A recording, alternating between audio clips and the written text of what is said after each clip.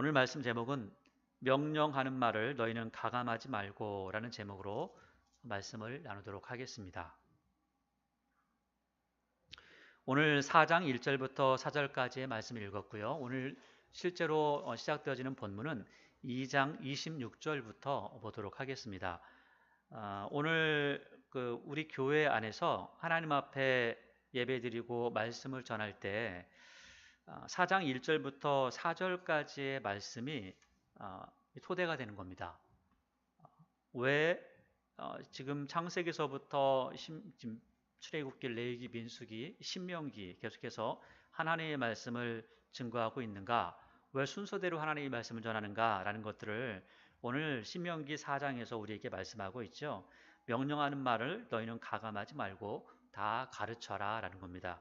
그 말씀을 따라서 우리 교회에서는 창세기에서부터 요한계시록까지 빠지지 않고 한 절 한 절 설명하고 또 하나님의 말씀, 하나님의 뜻이 무엇인지 가르치고 또 하나님께서 원하시는 것들을 이루어가는 삶을 살아가고자 하는 것, 이것이 바로 우리 교회가 추구하는 바이고 또 하나님의 말씀을 따르는 것이기도 합니다. 오늘 2장 26절부터 말씀을 나누어서 보도록 하겠습니다. 이제 모세가 이스라엘 백성들을 모아놓고 가나안 땅을 바라보게 됩니다. 가나안 땅을 바라보면서 내가 저 땅에 갈 수가 없지. 나는 갈 수 없어. 그렇지만 너희는 갈 거잖아. 그래서 그들에게 설교를 하죠. 그런데 그 설교하는 것이 다른 것들을 설교하는 것이 아니라 새로운 말을 지어내서 새로운 말을 만들어서 하는 것이 아니라 하나님께서 이렇게 하셨다라는 것들, 그 전에 하나님께서 행하셨던 그 일들에 대해서 오늘 설명을 하고 있는 겁니다. 그래서 신명기 1장에서는 하나님 말씀을 설명하기 시작했다라고 이렇게 이야기하고 있죠. 율법을 설명했다. 그래서 이것을 설교라고 합니다. 그러면 지금 이 시대의 설교라고 하는 것은 어떤 다른 말들을 하는 것이 아니라 하나님의 말씀을 그대로 풀어서 말씀하는 거죠. 그런데 그럼 왜 설교가 필요하냐라는 것도 말씀을 드렸는데 이스라엘 백성들이 하나님의 말씀을 받고 40년이 지났다는 거죠. 40년이 지나고 나니까 문화적으로 역사적으로 여러 가지 많은 부분들이 바뀌어지고 또 젊은 세대가 자라나다 보니까 그들이 그 전에 받았던 하나님의 말씀이 무엇인가 잘 생각하지 못하고 또 자기가 경험하지 못한 사람들이 너무나 많기 때문에 그들이 하나님의 말씀이 무엇인지를 알아야 된다는 겁니다. 특별히 지금 이 시간에 우리가 본다면 한 3,500년, 4,000년 정도의 시간이 흐른 이 시점에서 과연 하나님의 말씀은 무엇인가? 또 이 시대에 하나님의 말씀이 어떤 의미로 우리에게 주어지는가? 어떻게 해석해서 보는 것인가? 라는 것들을 보는 것이 바로 설교라는 것이죠. 그래서 말씀이 토대가 되지 않는다면 이것을 설교라고 할 수가 없습니다. 그것은 강의라고 할 수 있는 거죠. 하나님의 말씀이 토대가 되고 그 말씀을 토대로서 우리가 어떻게 살아가야 될 것인가 라는 것들을 생각할 수 있다는 것, 그리고 그 말씀을 따라 살아가는 것, 이것이 바로 설교가 되는 것입니다. 그래서 40년이 지난 출애굽 이후에 40년이 지난 그 시점에서 하나님의 말씀을 증거하는데 하나님께서 너희들을 이렇게 인도하셨다라는 그런 과정들을 아주 간단하게 서술을 하고 있습니다. 그러면서 하나님께서 너희들을 이끄셔서 뭐 에돔 족속에게도 또 모압도 어쩌고저쩌고 이렇게 쭉 하면서 지나오는 그 시점을 이야기하다가 중요한 사건 몇 가지를 아주 간단하게 이야기를 합니다. 그런데 다른 것들은 아주 짧게 지나가는 데 비해서 이 중요한 그 성경에서는 이런 것들이 많이 나오지 않는데 모세는 이런 부분들을 좀 많이 다루어서 이야기를 합니다. 그것이 뭐냐면 헤스본 왕 시온을 물리쳤다라는 것들을 이야기하고요. 그 다음에 밧사랑 옥을 물리쳤다라는 것들을 조금 길게 이야기하는 것을 볼 수가 있습니다. 어찌 보면 우리는 그냥 이런 것들 뭐 전쟁에서 이겼어라고 지나가면 될 것 같은데 그렇게 지나가지 않고 이 이야기를 조금 더 서술하면서 이러했다라는 것들을 이야기하고 있다는 거죠. 자, 그러면 왜 모세는 굳이 이 짧은 신명기 안에다가 이런 이야기, 긴 전쟁의 이야기들을 이렇게 기록하고 있었는가라는 것들을 생각해 볼 수 있다는 겁니다. 그리고 또 한 가지는 형제를 사랑해라 라고 하는 부분을 이야기하고 있죠. 그러니까 형제 사랑, 에돔이나 모압, 암몬 너희들 형제니까 괴롭히지 마 라는 것들을 이야기하고 그 다음에 너희가 전쟁에서 이러한 전쟁은 이겼다 라는 것들을 이야기하고 있다는 거죠. 그래서 신명기 1장과 2장에서는 하나님께서 전 역사를 하나님께서 인도하신 그 역사를 통해서 너희를 이렇게 인도하셨다라는 것들을 말씀할 뿐만 아니라 형제는 사랑해야 된다라고 하는 것이고요. 그래서 이렇게 이야기한다면 우리 뭐 피를 나눈 형제도 사랑하지만 교회 안에서 하나님의 말씀을 나눈 형제들도 함께 사랑하는 모습, 그 다음에 이 나라의 민족이 함께 한 마음이 되는 것도 굉장히 중요한 모습임을 이야기하고 있는 겁니다. 자, 그러면서 오늘 헤스본 왕 시온 친 이야기를 26절, 2장 26절부터 이야기를 하는데 좀 읽어가면서 그 뜻을 좀 보도록 하겠습니다. 26절에 내가 그대못 광야에서 헤스본 왕 시온에게 사자를 보내어 평화의 말로 이르기를 나를 내 땅으로 통과하게 하라. 내가 큰 길로만 행하고 좌로나 우로나 치우치지 아니하리라. 그리고 내가 돈을 받고 너희가 돈을 받고 양식을 팔아서 내가 먹게 하고 돈을 받고 물을 주어서 내가 마시게 해라. 내가 거기 지나가면 너 돈 벌 수 있어. 그러니까 그냥 통과만 할 테니까 그렇게 해줘 라고 했다는 거죠. 자, 이렇게 이야기했는데 29절 세일에 거주하는 에스자손과 아르에 거주하는 모압 사람이 나에게 행한 것 같이 하라. 그러니까 그 에스자손이나 모압 사람은 전쟁하지 말라고 그랬죠. 이스라엘에게 전쟁하지 말라고 했습니다. 이렇게 거절하면 에스자손이나 그 모압 자손은 전쟁하지 않았습니다. 그런데 여기는 전쟁을 했다는 거죠.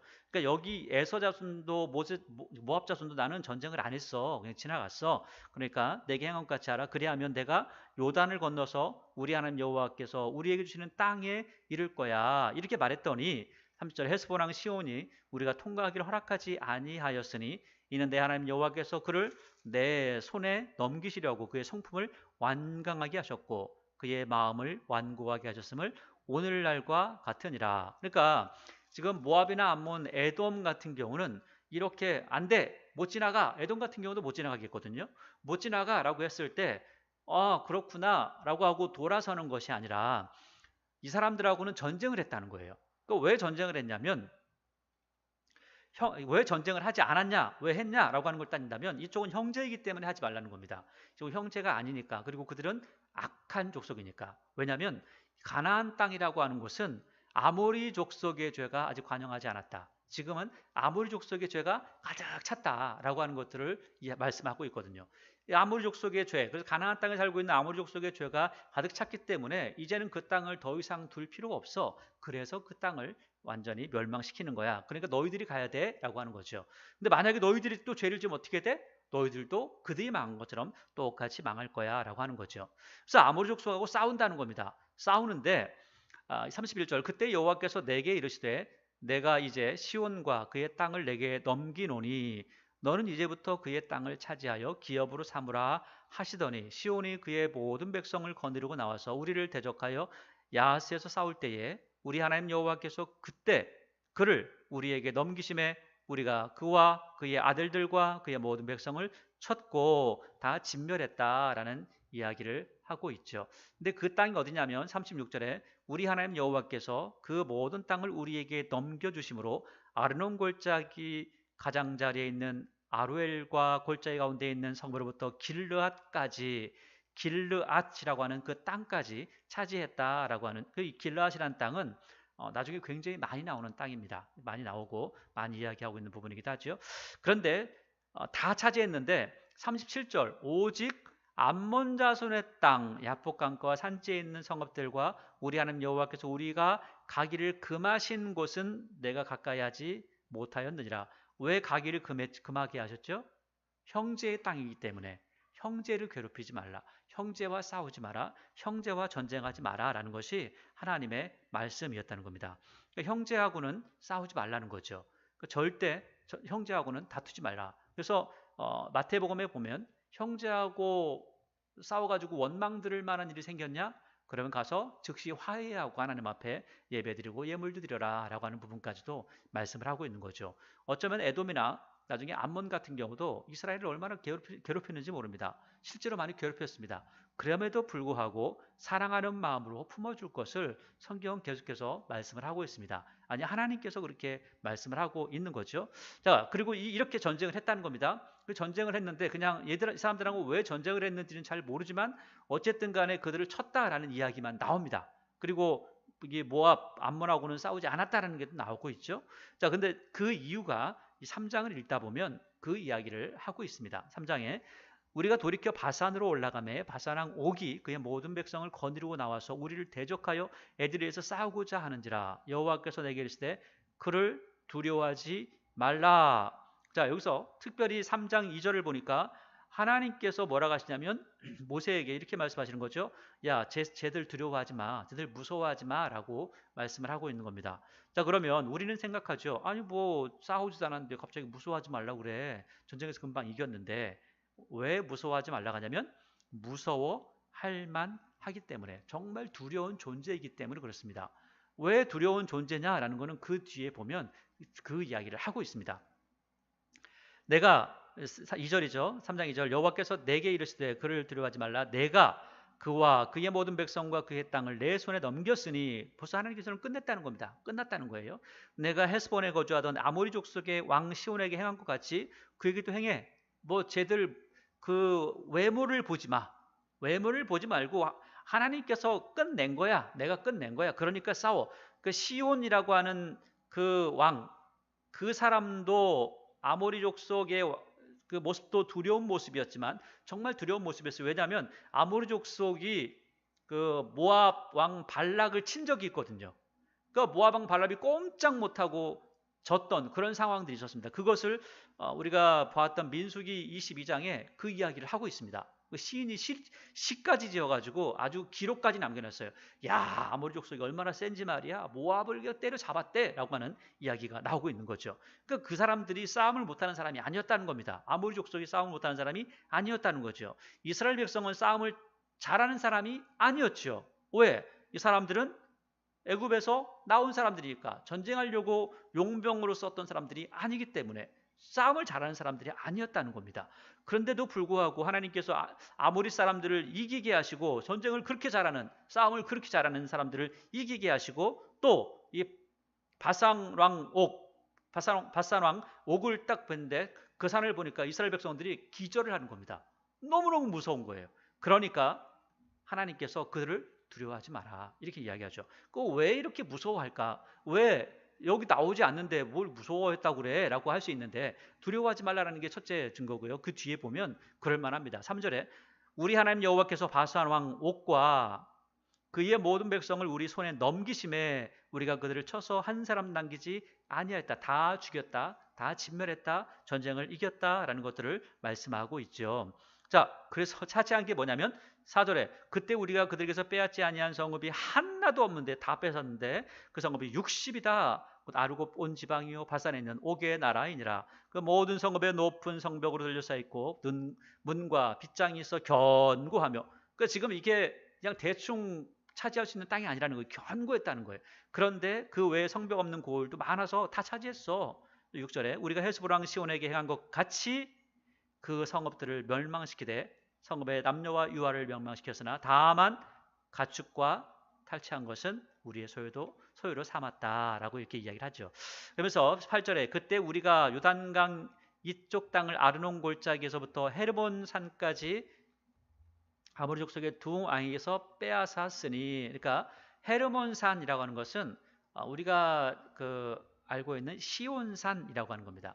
그러니까 또는 성경에서는 시편에서는 이것을 헐몬산이라고도 합니다. 그래서 헐몬산에서 내려서 머리에 기름을 부었는데 기름이 쭉 내려오는 게 헐몬산에서 물이 쭉 떨어지는 것처럼, 왜냐하면 헐몬산에서 눈이 녹아서 계속해서 물이 내려오기 때문에 그렇습니다. 그 헐몬산에서 내려오는 물이요 엄청나게 시원한 물이 계속해서 내려옵니다. 그래서 이 헤르몬산에 대해서 아랍 사람들은 아랍어로 이것을 아랍어로 이렇게 부르는데 우리말로 번역하면 머리가 하얀 산이다 이렇게 이야기를 합니다. 머리가 하얀 산, 머리가 하얗다는 것은 눈이 쌓여 있다라는 거죠.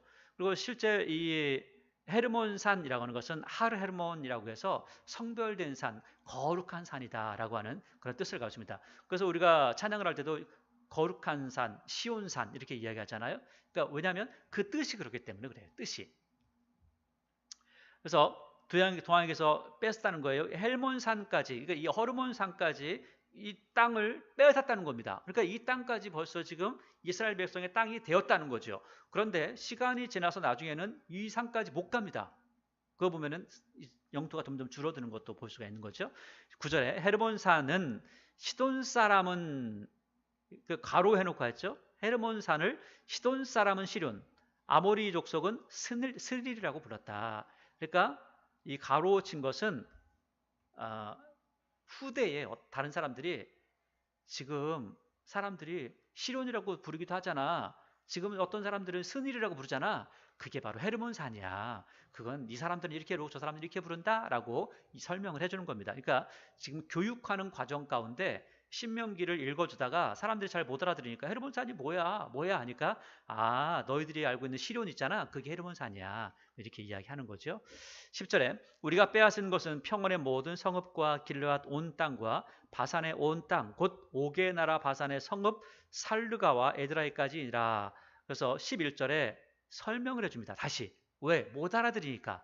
이거는 지금 이 신명기를 기록하고 이 괄호 친 것은 나중에 누군가가 주석을 해놓은 거예요. 주석을. 그러니까 이게 무슨 말이냐면 너희들은 잘 못 알아듣지만 이게 무슨 말이냐면 하면서 주석을 써준 겁니다. 그러니까 우리도 이 주석이 있으니까 훨씬 알아듣기가 좋죠.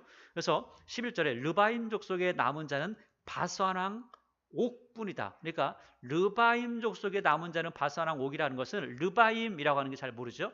르바 족속 또한 르바임 족속이라고 합니다. 이것을 거인 족속이라고 하죠. 거인. 크다는 겁니다. 그러니까 이 사람이 얼마나 크냐라고 하는 거예요. 그의 침상은 철 침상인데 아직도 암몬 족속의 라빠에 있어. 그러니까 지금 요르단에 있다는 거예요. 지금 있는지는 모르겠어요. 그런데 그때는 있었다는 거예요. 그 기념으로 가지고 있었다는 거예요. 이게 너무너무 커가지고. 이게 얼마나 크냐 보니까 그것을 사람의 보통 규빗으로 재면, 그러니까 큰 사람의 규빗으로 재는 것이 아니라 보통 사람의 규빗으로 재면 1규빗은 이 손끝에서 팔꿈치까지라고 그랬죠. 이것이 보통은 이제 45cm, 50cm 잡으니까 50cm로 잡으면 이 길이가 4m 50이고 너비가 4규빗, 그러니까 2m라는 거예요. 혼자 자는데 2m가 되는 데서 길이가 4m 50 정도 되는 데를 잔다는 거예요. 그러면 이 사람의 키가 4m 50은 안 되더라도 얼마나 크겠냐. 자, 그러면 이런 사람이 전쟁 나와가지고 두드리고 있어 보세요. 나와! 전쟁하자! 라고 한다면 이스라엘 백성들이 마음이 어떻겠어요? 아니, 사울 왕이 있을 때에 골리앗 하나 나와가지고 그냥 야 나와! 이 겁쟁이들아 나와! 할 때 아무도 나오지 못하고 그 전쟁에서 모든 사람들이 벌벌벌 떨고 있었던 그런 상황들이 우리 눈앞에 선하지 않습니까? 그것처럼 오늘 바사랑 왕이 와가지고 큰 키에 서가지고 소리를 고래고래 지르면 이 사람들 소리도 그냥 보통 사람처럼 우리 목소리처럼 나오지 않잖아요. 또 걸걸하게. 그래서 나와! 나와! 그러면은 굉장히 두려워했을 겁니다. 그러니까 지금 시온도 굉장히 강한 국가였고 바산 왕 옥도 굉장히 강한 국가였을 뿐만 아니라 키도 엄청나게 크고 그리고 두려운 존재였다는 거죠. 그런데 이 사람들과의 전쟁에서 이겼다는 겁니다. 왜 이것을 기록하고 있냐라는 거죠. 이것을 기록하는 이유는 여러 가지 많은 사건들이 있지만 야, 이런 사람도 이겼어. 우리가 가장 약할 때, 우리가 아무것도 해본 적이 없을 때, 전쟁의 경험도 없을 때, 우리가 무언가를 할 수 있는 능력이 없다라고 생각할 때 하나님께서 하라고 말씀하셔서 내가 이기게 했다, 줬다, 가져라 라고 해서 그냥 그 말씀 믿고 나가서 싸웠더니 이겼어 라고 하는 거죠. 그 이야기를 아주 간단하게, 그런데도 불구하고 이 이야기를 신명기 전체에서 보면 이 이야기의 비중은 굉장히 많은 부분을 차지하고 있다는 거예요. 이 많은 비중을 왜 이야기하냐? 강하고 담대하라. 왜? 너희들에게 힘이 없을지 모르지만 너희 뒤에 계신 하나님은 힘을 가지고 계시다. 너희 하나님은 능력 있으신 분이고 너희 하나님은 전지하신 분이니까 걱정하지 마라. 그 이야기를 하고 있는 거죠. 그 이야기를 하고 있다는 사실을 나중에 또 뒤에 다시 한번 이야기를 하고 있습니다. 그것들을 우리가 또 볼 수가 있는 거죠. 그러니까 이 이야기를 계속해서 이어서 하고 있기 때문에 이런 일이 있구나. 이랬구나. 이게 아니라 지금 이 이야기를 하는 이유가 있다는 거예요. 왜냐하면 이 사람들은 가나안 땅을 들어가서 정복할 사람들이거든요. 가나안 땅에 들어가 정복해야 되는데 이 사람들이 만약이라도 우리 힘이 없어. 저 사람들 봐. 저 성을 봐. 라고 하면 아무것도 행할 수 없다는 겁니다. 그래서 오늘 이런 이야기를 자세하게 하고 있는 거죠. 그래서 12절부터 13장 12절부터는 요단강 동쪽에 그 두 지파 반이 있잖아요. 그 사람들이 어디를 가지고 있냐라는 것들을 이야기합니다. 12절에 그때 우리가 이 땅을 얻음에 아르논 골짜기 곁에 아로엘에서부터 길라산지 절반과 그 성읍들을 내가 루벤 자손과 갓 자손에게 주었고, 실제로는 어, 그, 그 루벤과 베냐 그 갓뿐만 아니라 므낫세 반지파에게도 주었죠. 이제 이야기가 쭉 나오는 겁니다. 그래서 13절에 길르앗의 남은 땅과 옥의 나라였던 아르곱 온 지방 곧 바산으로부터 내가 므낫세 반지파를 주었노니, 바산을 또 가로쳐 놓고 했죠. 바산이 어디냐면 옛날에 르바임의 땅이었어. 르바임의 땅이라는 것은 거인족이 살던 땅이었다라는 거예요. 이 거인족이 살던 땅이었다라는데, 실제로 여기서 보면 여기 그 12절부터 그 아르논 골짜기, 그 다음에 길르앗 산지, 뭐 이런 것들이 얘기하잖아요. 이게 위에서부터 이렇게 땅을 말한 게 아니라 밑에서부터 땅을 이야기한 겁니다. 그래서 바산이 제일 위에 있는 겁니다. 그래서 바산 위에 바산을 뭐라 하냐면 바산 골란이라고, 요즘은 골란 고원이라고 이렇게 이야기하죠. 그래서 이 골란 고원에서 예전에 이스라엘에서 아랍을 쳐서 6.1 전쟁을 해가지고 골란 고원을 완전히 차지했던 때가 있었습니다. 그런 것들이 오늘 이 지명과 지금의 지명과 똑같이 가고 있다는 것을 볼 수가 있는 거죠. 자, 이렇게 큰 나라, 이렇게 힘 있는 나라들이 좋은 땅을 차지했을 거 아니에요? 실제로 이 바산이 얼마나 좋은 땅이었냐면 사마리아에 거하는 바산의 암소들아 라고 하는, 사마리아 산에 사는 바산의 암소들아 라고 할 정도로, 그러니까 아모스 선지자가 이렇게 이야기하죠. 이 이야기는 뭐냐면 사마리아 땅의 바산이라고 하는 것은 그 소를 키우기 너무 좋은 그런 장소였다는 겁니다. 그러니까 좋은 땅이었다는 거죠. 그러니까 사람들이 먹고 살기 좋은 거죠. 왜? 소가 잘 크니까 사람들도 먹고 살기 좋은 그런 좋은 땅, 시온이 살고 있었던 그 땅도 좋은 땅이었다는 거죠. 그 좋은 땅들을 그들이 차지해서 잘 가꿔 놓고 성도 잘 만들어 놓고 나서 뭐였냐? 결국 누가 가져요? 이스라엘 백성이 갖게 되었더라는 거예요. 그러니까 악하고 독하고 못된 녀석들이 차지해서 좋은 것들을 만들어 놨을 때, 하나님께서는 그 좋은 것들을 악인들이 취하게 하시는 것이 아니라 하나님을 섬기고 하나님의 말씀을 따르며 하나님의 선하신 뜻을 이루고자 하는 믿음의 사람들에게 그것을 주기를 기뻐하신다, 즐겨하신다라는 것들을 말씀하고 있다는 겁니다. 그리고 오늘 12절 쭉 읽고 저 13절의 마지막에 바산을 예측에는 르바임 땅이었다. 그러니까 바산이 르바임 땅이야. 거기는 소만 잘 크는 것이 아니라 옛날에는 사람도 엄청나게 컸어. 거인들만 살았어 라고 이야기하는 거죠. 14절에 므낫세 아들 야일이 그술 족속과 마가 족속의 경계까지 아르곱 온 지방을 점령하고 자기의 이름으로 이 바산을 오늘날까지 뭐라고 해요? 하봇 야일. 이 하봇 야일이라는 것은 나중에 보니까 사사기에 하봇 야일이라고 하는 사사가 나옵니다. 그걸 보니까 이것을 썼을 때가 아마도 그 사사기에 하봇 야일의 이야기가 나오기 이전에 쓰지는 않았고, 아마 그 이후에도 그 이후에 아마 이런 것들이 기록되어지면서 했던 부분도 있을 수 있겠구나라는 것들을 볼 수가 있는 거죠.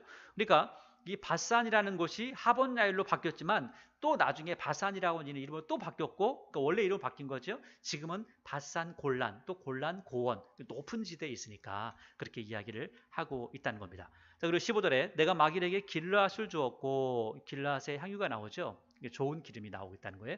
그다음에 르벤 자손과 갓 자손에게는 길르앗에서부터 아르논 골짜기까지 주었을 때 그 골짜기의 중앙으로 지역을 정하였으니 곧 암몬 자손의 지역 약폭강까지며, 그러니까 약폭강을 넘어가지는 않고 거기까지가 너희 땅이야 라고 하나님께서 말씀하는 겁니다. 싸우지는 말라는 거죠.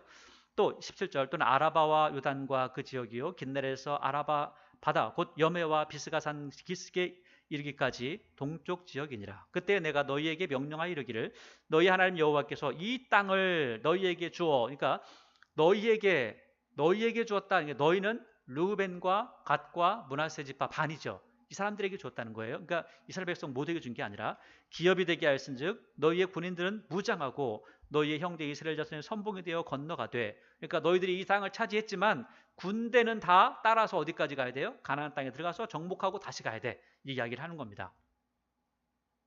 19절 너희에게 가축이 많은 줄 내가 아니까 너희의 처자와 가축은 내가 너희에게 준 성읍에 머물게 하라. 여호와께서 너희에게 주신 것 같이 너희의 형제에게도 안식을 주시리니. 그러니까 그러니까 너희의 형제에게, 너희에게 주신 것까지 형제에게 준다라는 것은 그 루벤, 갓, 므낫세 반지파 이 두 지파 반에게 준 것처럼 9지파 반에게도 주실 거야. 그 땅을 차지하게 하실 거야 한 거죠. 그들도 9지파 반도 요단 서쪽에서 너희의 하나님 여호와께서 그들에게 주시는 땅을 받아 기업을 삼기에 이르거든 다 정복하면 너희는 각기 내가 준 기업으로 돌아갈 것이니라 하고 21절 특별히 이야기합니다. 그때에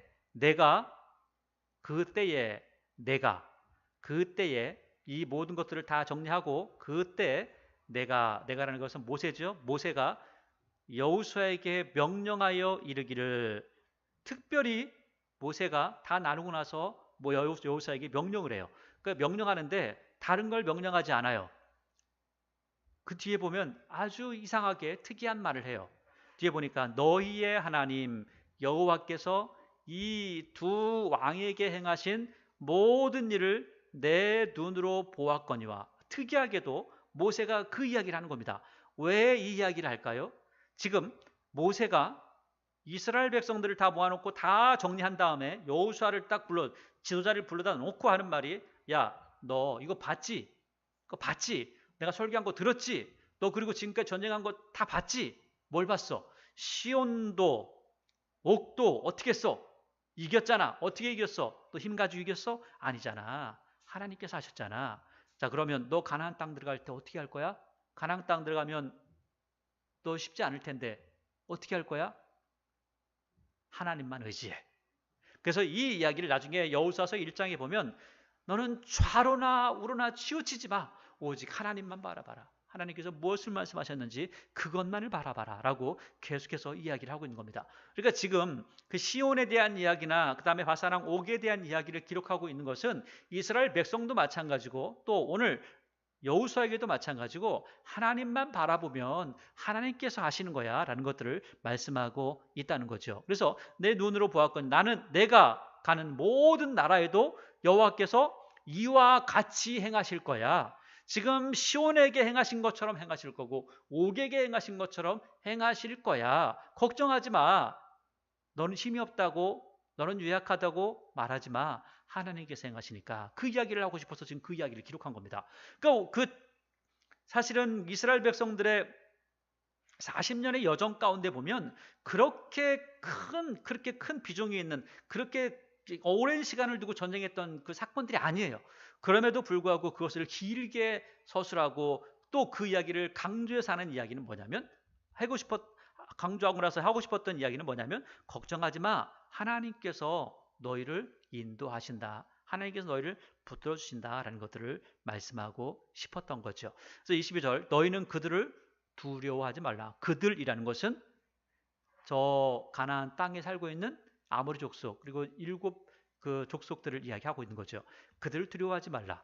너희의 하나님 여호와께서 친히 누구를 위하여? 너희를 위하여 싸우시리라 하였노라. 자, 이렇게 이야기하는 거죠. 너 다 봤잖아. 너 지금 다 봤지? 그럼 그 이후에도 어떻게 하시겠어? 하나님께서 하시는 거야. 그 이야기를 하는 거죠. 이것은 지금 여호수아에게 하시는 말씀이기도 하지만 우리에게도 하시는 말씀이죠. 너희들이 지금 이 모든 성경에 있는 사건들을 봤잖아. 자, 그러면 하나님께서 어떤 일들을 행하시겠니? 너의 믿음이 어떻게 이것을 결정하고 있니? 너의 믿음이 어떻게 따라오고 있니? 라고 말씀하고 있는 거죠. 23절은 가슴 아픈 이야기를 합니다. 가슴 아픈 이야기가 뭐냐면 모세가 가나안 땅에 못 들어간다는 거예요. 이 가슴 아픈 이야기죠. 그때에 23절에 그때 내가 여호와께 간구하기를 주 여호와여 주께서 주의 크심과 주의 권능을 주의 종에게 나타내시기를 시작하였사오니 천지간에 어떤 신이 능히 주께서 행하신 일 곧 주의 큰 능력으로 행하신 일을 행할 수 있습니까? 하나님밖에 못합니다. 그러니까 하나님 25절 구하옵나니 나를 가나안 땅으로 건너가게 하셔서 요단 저쪽에 있는 아름다운 땅 아름다운 산과 레바논을 보게 해주세요 했는데 26절에 여호와께서 너희 때문에 내게 진노하사 내 말을 듣지 아니하시고 내게 이르시기를 그만해도 족하니 이 일로 내게 다시 말하지 마라 이렇게 했다는 거예요. 그러니까 너희 때문에 라는 것은 사실은 모세가 화가 나서 자기가 때린 거죠. 자기 잘못인 거죠. 그들 핑계를 대고 있는 거죠. 근데 사실은 또 어떻게 보면 이스라엘 백성들이 워낙 말을 안 듣고 원망을 하니까 그게 화가 나가지고 홧김에 한 거기도 하죠. 그런 부분들을 이야기하고 있습니다. 그래서 27절 너는 비스가산 꼭대기에 올라가서 눈을 들어 동서남북을 바라보고 내 눈으로 그 땅을 바라보라. 그냥 네 눈으로 멀리에서 보는 것만으로 만족해라.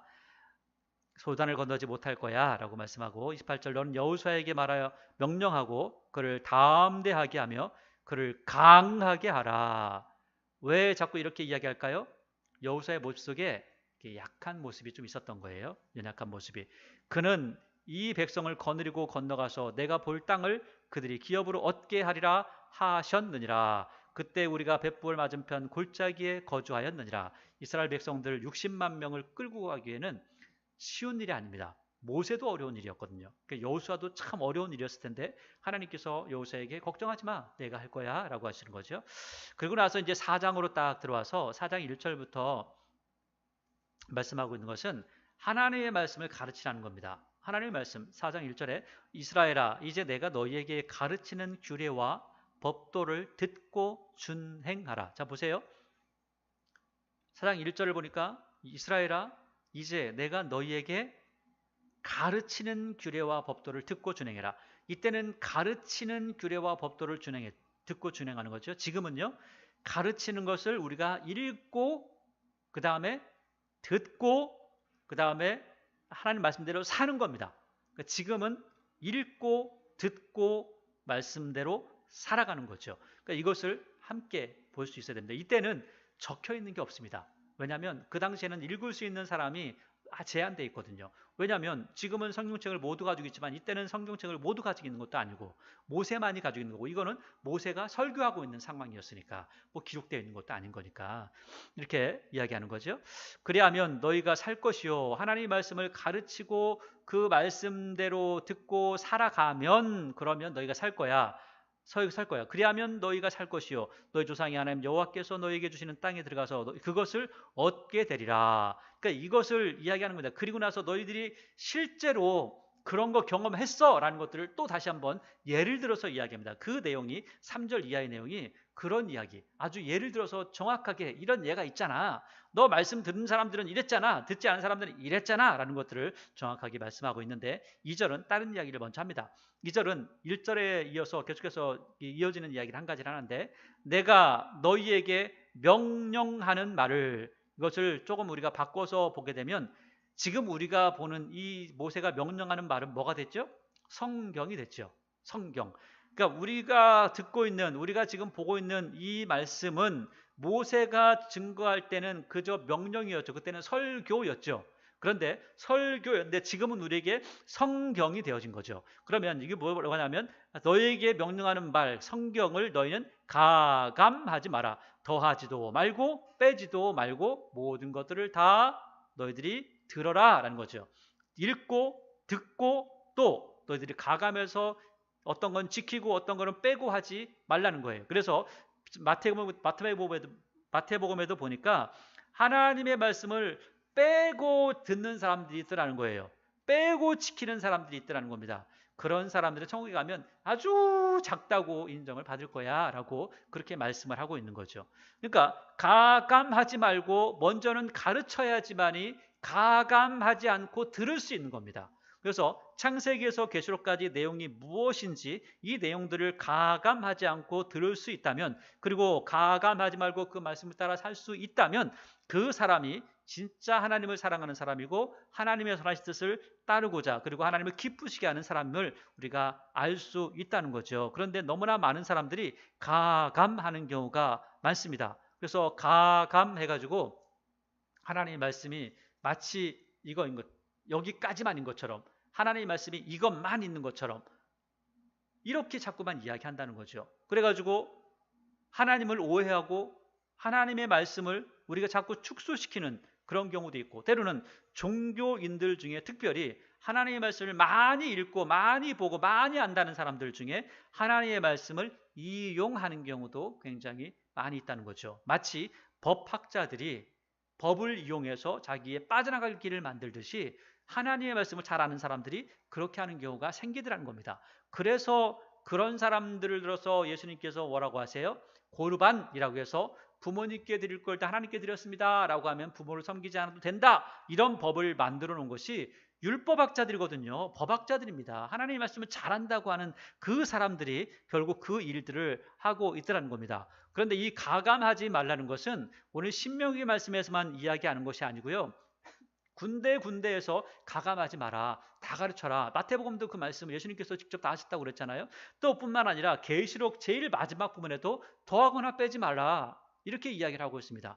그러니까 하나님의 말씀을 더해도 안 되고 빼도 안 되는 겁니다. 더한다는 것은 부족하니까, 뺀다는 것은 뭔가 안 맞으니까, 이렇게 생각을 하고 그 일을 한다는 거죠. 자기가 하나님보다 더 잘났다는 것을 이야기하고 있는 거죠. 그래서 하나님의 말씀을 가감해서 가르치게 되면 잘못된다는 거예요. 그리고 가르치는 자는 가감하지 말고 가르쳐야 되고, 이거 이야기하면 저 사람이 오해할 거야, 저 사람이 잘못될 거야, 저 사람이 어떡하지, 이렇게 뭐 미리 걱정하지 말고 모두를 가르치고 모두를 듣고 하는 겁니다. 그러면 시간이 지나면 깨닫고 시간이 지나면 알게 되는 경우가 많이 생긴다는 거죠. 자, 3절에 보니까 여호와께서 바알 부올의 일로 말미암아 행하신 바 너희가 눈으로 보았거니와, 이 바알 부올, 바알 하면은 주인이라고 하는 거죠. 주님이라는 뜻이잖아요. 그러니까 바알 부올 하면은 넓은 광장, 넓은 뜰의 주인이라고 하는 뜻을 가지고 있습니다. 그러니까 바알 부올이라고 하는 것은 그 발락이라는 사람이 발람을 통해서 그 이스라엘 백성들을 꼬시는 그런 일들이 있었잖아요.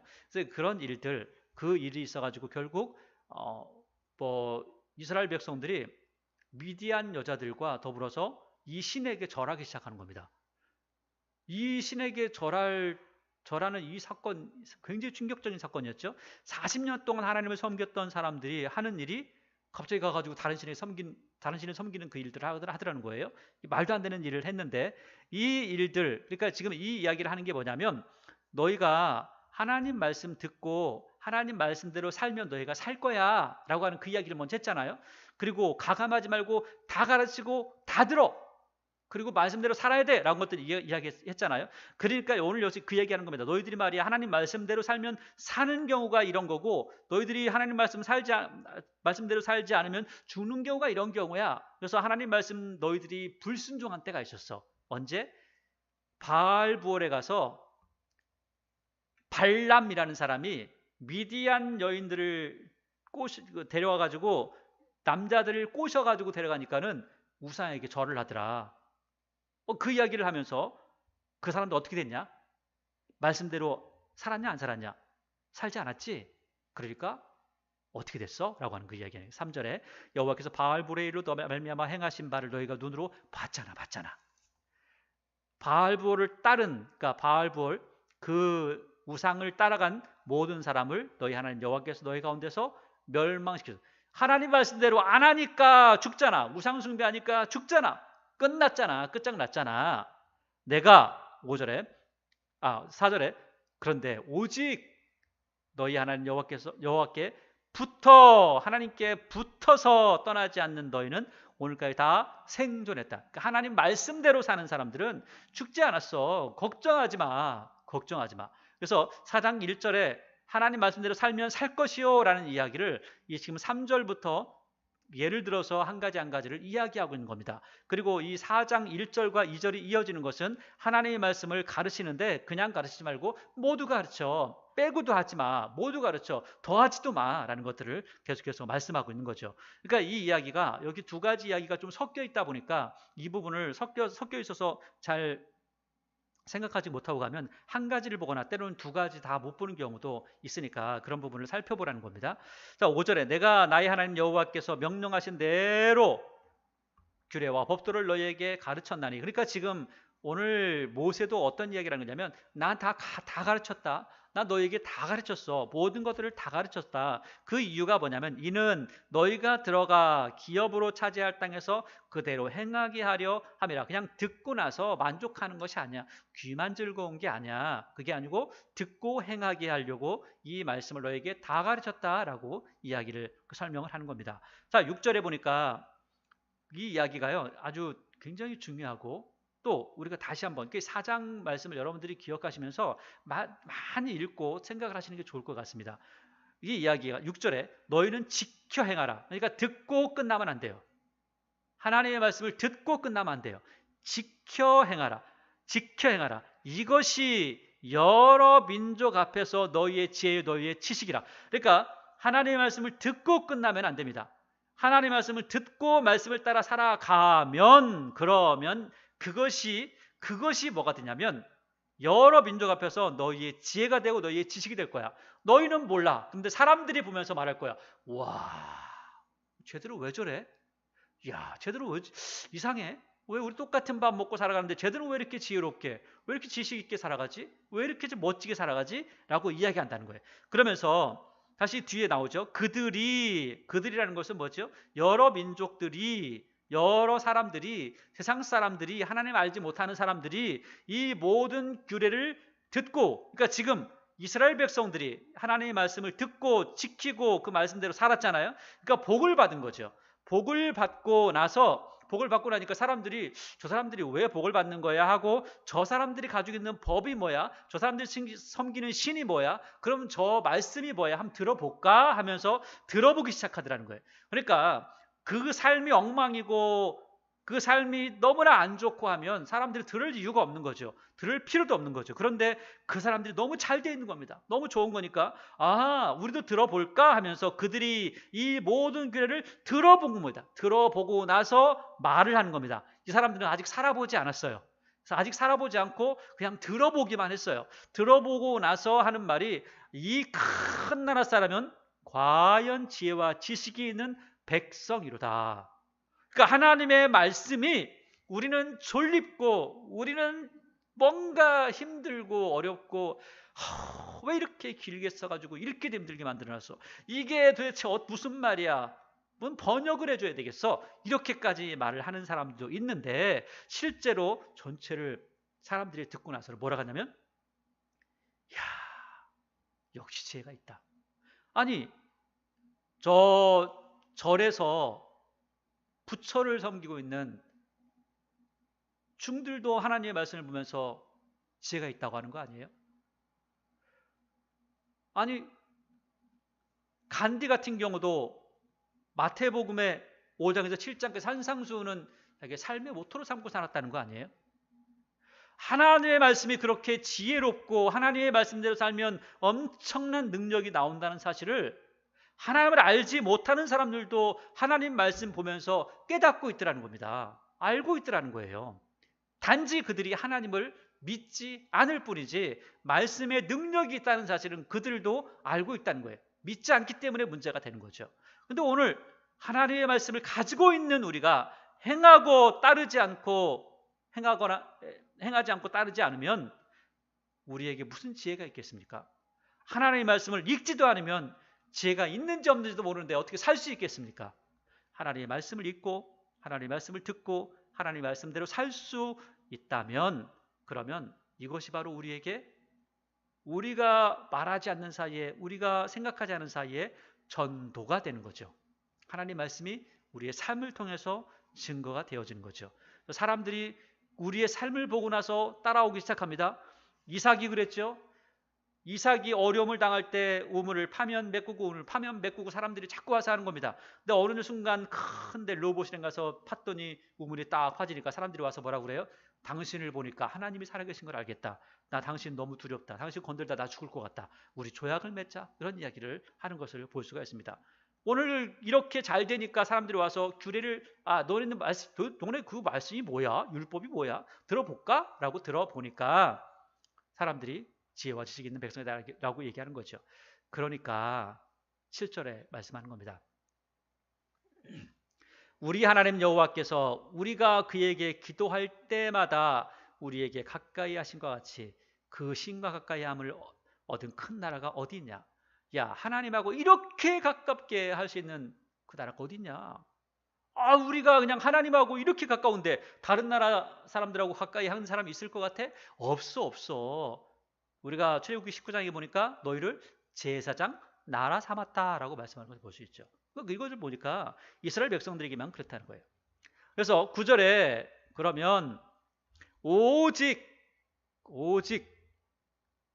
하나님 말씀을 다 들었다면 하나님의 말씀을 다 알았다면, 그렇다면 오직 너는 스스로 조심해라. 삼가며 내 마음을 힘써 지키라. 뭘 지키라고요? 마음을 지키라는 거예요. 하나님을 믿는 사람들은 가장 먼저 지키고 또 지키고 또 지켜야 되는 게 마음입니다. 그래서 이사야 선지자는 이 부분에 대해서 주께서는 심지가 견고한 자를 평강의 평강으로 지켜주신다 이렇게 말씀하고 있어요. 평강하게 하신다는, 마음이 지켜져야 돼. 하나님 믿는 믿음, 그러니까 우상 숭배하거나 뭐하거나 모든 부분에서 내 마음이 정확하게 정해져 있으면 그러면 그 다음부터는 흔들리지 않습니다. 그런데 마음이 불안해. 야, 저거 하면 뭐 할 텐데, 야, 저거 하면 내가 뭔가 얻을 수 있는데, 저거 하면 조금만 뭐 하면, 이렇게 하기 시작하면 내 삶이 흔들릴 수 있다는. 그래서 오늘 모세가 이야기하는 거죠. 너 조심해라. 너 네 스스로 조심해. 그리고 가장 먼저 마음을 잘 지켜라. 마음을 잘 붙잡아라. 내가 생존하는 날 동안에 이 일들이 내 마음에서 떠나지 않도록 조심해라. 왜? 우상 숭배하는 이유가 뭐죠? 내 마음에서 하나님이 떠나니까. 내 마음에서 하나님의 말씀이 떠나기 때문에 우상 숭배를 하더라는 거죠. 마음에서 모든 것들이 결정이 되어지니까 마음을 조심해라. 마음에 하나님의 말씀을 새겨라. 그래서 이것을 사도 바울은 신비의 말씀을 새겼다 이렇게 말씀하고 있어요. 신비의 말씀을 새기면 너희들이 떠나지 않을 거 아니냐. 그러니까 이 이야기가 결국 사도 바울이 하나님의 말씀을 보다가 편지를 쓰면서 야, 신비에 새겨. 신비에. 마음을 지켜야 돼. 우리의 믿음은 우리의 마음이 하나님의 진실을 믿느냐, 끝까지 따르느냐, 이 부분에서 우리의 믿음을 결정하는 부분이라는 것을 꼭 생각하셔야 됩니다. 10절에 내가 호렙산에서 내 하나님 여호와 앞에 섰던 날, 이건 출애굽기 19장을 이야기하죠. 19장의 이야기를 아주 간단하게 서술을 하고 있습니다. 여호와께서 내게 이르시기를 나에게 백성을 모으라. 내가 그들에게 내 말을 들려주어 그들이 세상에 사는 날 동안 나를 경외함을 배우게 하며 그 자녀에게 가르치게 하리라 하시매. 자, 하나님께서 이스라엘 백성들을 모으라 하세요. 그리고 그들에게 말씀을 들려주세요. 근데 실제로 하나님께서 막 말씀을 하시니까 사람들이 무서워. 그래가지고 결국 그들이 듣지 못하고 모세가 올라가서 십계명을 받습니다. 그 이야기가 이 사건인데, 이 사건을 그 사건에 대해서 아주 간단하게 서술하기 때문에 전체적으로 다 정확하게 서술하지 않지만 너희들에게 하나님께서 말씀도 들려주신 적이 있어. 그런데 그 말씀을 들려주신 이유가 있다는 거예요. 첫째, 하나님을 경외함을 배우게 하라는 거예요. 그러니까 하나님의 말씀을 배우면 배울수록 하나님이 너무나 좋아지고 하나님을 두려워함이 그 안에 마음이 생겨져야 된다는 겁니다. 만약에 하나님을 섬깁니다라고 하는데 경외하는 마음이 없다. 하나님 말씀을 배우면 배울수록 하나님이 우스워진다. 그러면 잘못 배운 겁니다. 하나님을 경외하는 거예요. 경외한다는 것은 너무나 사랑하지만 그분을 가장 두려워하고 가장 사랑하는 마음, 그게 경외함이라는 거예요. 그러면 이 경외하는 하나님을 어떻게 하냐? 그냥 너만 알고 있는 것이 아니라 자녀에게 가르치라는 거예요.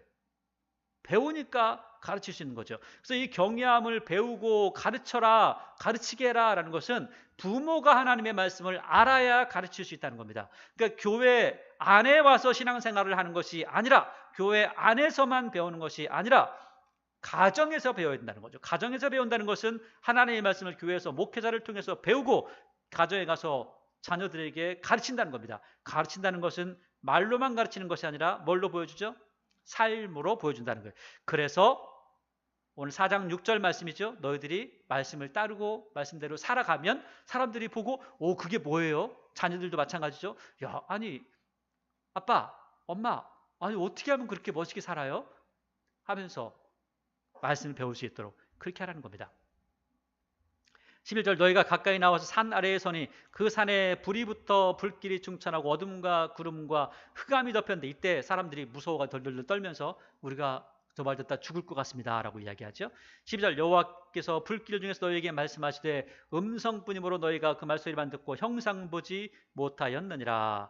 이때 여호와께서 그의 언약을 너희에게 반포하시고 너희에게 지키라 명령하셨으니 곧 십계명이며 두 돌판에 친히 쓰신 것이라. 그때 여호와께서 내게 명령하사 너희에게 규례와 법도를 기운하게 하셨나니 이는 너희가 거기로 건너가 받을 땅에서 행하게 하려 하심이라. 그러니까 지금 이스라엘 백성들이 가나안 땅에 들어가는데 지금 애굽에서 나와서 가나안 땅으로 들어가죠. 지금 이 중간에서 있으면서 하나님의 말씀을 받았는데 이 말씀을 받은 게 여기서도 너희들이 이 말씀대로 살아가지만 이 궁극적으로 이 말씀을 주신 이유는 뭐냐? 가나안 땅에 들어가면 거기에 법이 있더라는 거예요. 그 법대로 살면 안 되고 지금 너희에게 준 이 법대로 살아야 돼. 너희들이 애굽에서 겪었던 그것대로 살면 안 되고 지금 여기서 받은 그 법대로 살아야 돼 라는 것을 주셨다. 이것이 바로 십계명이다. 그리고 십계명뿐만 아니라 그 뒤에 주어지는 많은 율법들도 다 모두 다 마찬가지다라고 하는 거죠.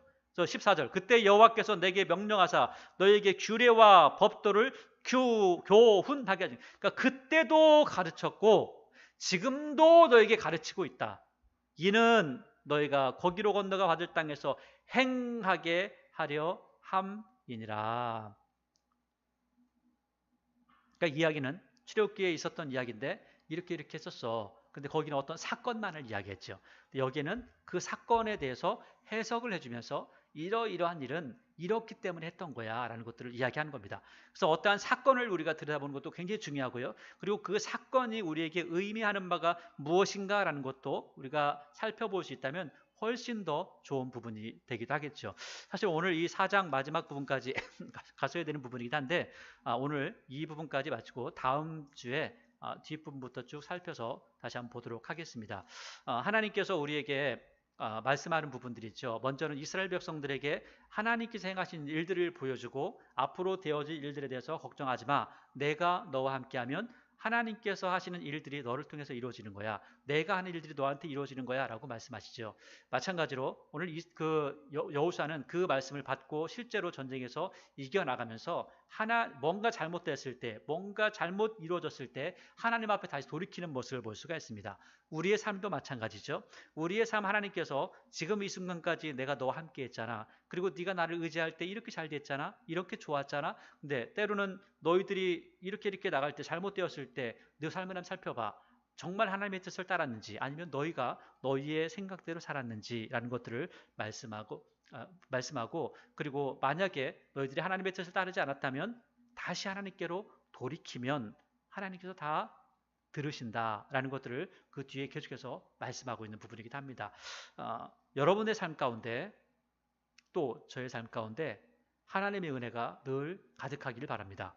특별히 여러분의 마음판에 하나님의 말씀이 굳건하게 자리 잡기를 바랍니다. 그래서 흔들리지 않는 믿음, 언제나 한결같은 하나님을 향한 사랑을 가지고 하나님의 선하신 뜻을 따르고 하나님 앞에 충성된 증인으로 세워지는 귀한 은혜가 있기를 바랍니다. 기도하겠습니다.